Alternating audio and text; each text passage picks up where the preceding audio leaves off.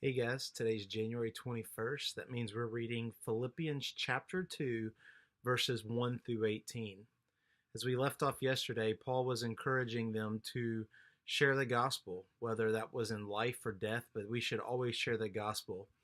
And he goes on and he gives a reason why we should share the gospel. And in chapter 2, the first half of what we read is just simply Jesus Christ. He's the reason we should share the gospel. He is the ultimate example. Paul says in verse 3, to do nothing out of selfish ambition or conceit, but in humility count others more significant than yourselves. It's a great line, and probably everybody would agree that's how we're supposed to live, but it's even more truth for the church.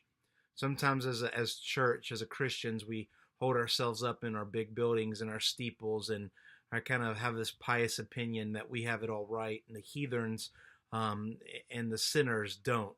But that's not what Paul says. He says, hey, count everybody more significant than yourself. Everybody deserves to hear the gospel. Everybody deserves to know what the true faith is about.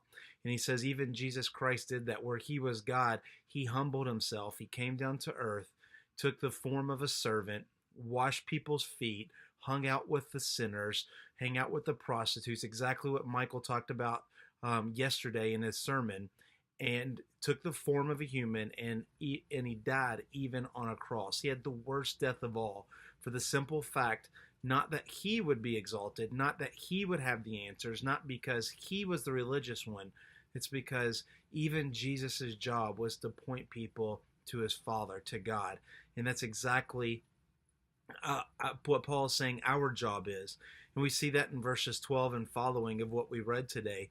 It is talking about how we are the lights of the world, that we should work out our own salvation with fear and trembling. We should know that our salvation comes from God and that it's always working, and that we should always be in that reverent fear, not fearful of a God that would strike us dead, but in a fear of being humble, a fear of knowing that there's something greater than us, and everything that we should do is to resolve everything to that God, that nothing that we would do would get in the way. And that's why he goes on in verse 14 and says, do not grumble, don't dispute. You should try to be blameless and innocent. You should try to be perfect. So when the world looks at us, they don't see our negativeness. They don't see our pious opinions. They don't see us stuck in the church walls and in our steeples, but they would see a generation of people, a church that is called to expand the kingdom of God no matter what. That's the gospel. That is the power of gospel, to change the world, not because it makes us look better, because it makes him look better.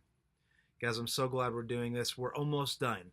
We're almost done. We're almost halfway through Philippians, and we only got one more book left. I'm so glad we're doing this. We will see you tomorrow. God bless.